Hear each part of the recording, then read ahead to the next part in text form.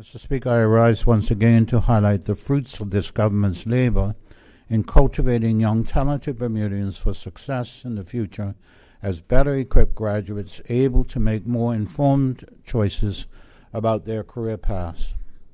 Mr. Speaker, natural attrition and the competition for employees in the local and global marketplace led the management of the Tynes Bay Waste-to-Energy facility to look at their training projections and the need for power engineers, not just at the facility, but for Bermuda as a whole.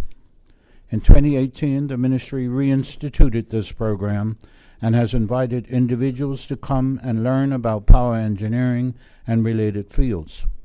After an internal vetting process, we identify individuals to ensure they can further their studies and build experience under a training program developed in partnership between the Tynes Bay Waste-to-Energy Facilities Management, the Department of Workforce Development, the Bermuda College, and Cambrian College of Applied Arts and Technology, a renowned institution known for engineering instruction located in Sudbury, Ontario, Canada.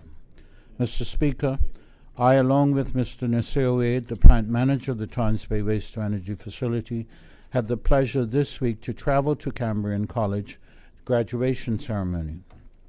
Mr. Speaker, Mr. Markel Wilkinson and Ms. Ayana Bean joined the internship program in 2018. Mr. Hezekiah Rampersad and Mr. Sakai Wainwright Basden, who both joined in 2019, are just a few of those who have embarked on the challenging task to acquire their certifications in this ever-growing field. Over the years, this training program has allowed young Bermudians to study at the Bermuda College to ensure that participants are academically prepared to meet the prerequisite standard of Cambrian College. And once the standards are met, these 4 Bermudians earn their rightful place at the Canadian institution to complete their studies. Mr. Speaker, I'm proud to say that Markel graduated last year and is currently employed full-time at Tynes Bay.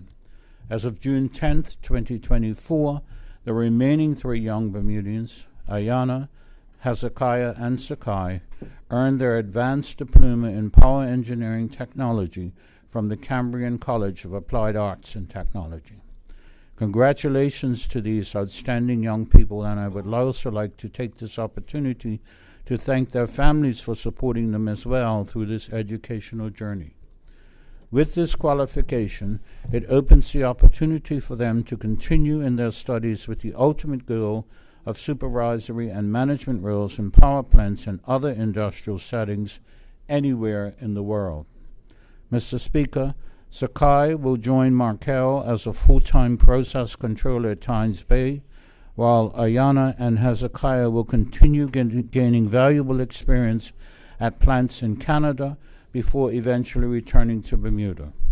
Mr. Speaker, graduations at Cambrian College are a 4-day, 8-ceremony occasion. Our students' graduation day was Monday afternoon, where another Bermudian delivered the alumni address. Mr. Jason Simons. Mr. Simons is a power engineer who currently resides in Canada, working as a maintenance outage supervisor at Bruce Power Nuclear Plant in Ontario. He is also a former intern student who attended this same program at Cambrian College and worked at the Tynes Bay facility between 2012 and 2016. He gave 2 different addresses, one on Monday afternoon at the School of Health Sciences and the School of Engineering Technology convocation, and again on Tuesday morning at the School of Skilled Trades convocation. This event was just another exemplary demonstration of Bermudian talent and excellence on display in the international arena. Mr. Speaker, I can tell you and members of this House that every Bermudian in that auditorium, Mr. Wade and I, the graduates' parents and family members, were proud to be Bermudian and even prouder of the graduates' success. During this visit, Mr. Wade and I met with college officials, Ms. Christine Morrissey, president of the college, Ms. Angela Gilmore, interim chair for School of Engineering Technology and Environmental Studies, and Mr. Brian Laban, the dean of the Schools of Skills Training, Engineering Technology, and environmental studies. At this meeting, we discussed ways on how we can improve the synergies between the government and the college to foster the next cohort of potential graduates in power engineering. Mr. Wade, in his capacity as chairman of the Bermuda College Board of Governors, expressed a desire to expand the relationship to other areas of study between the two colleges. He is advancing that initiative upon his return. Following this meeting, we went on a tour of the college to the various technical areas that included a fully functional power generating plant that students get to train on in a live environment. That evening, Mr. Speaker, Mr. Wade and I hosted the graduates and their families to dinner to celebrate their success.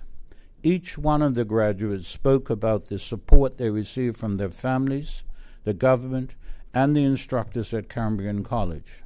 They each highlighted how beneficial it was to be at Cambrian together and how they helped each other with their schoolwork.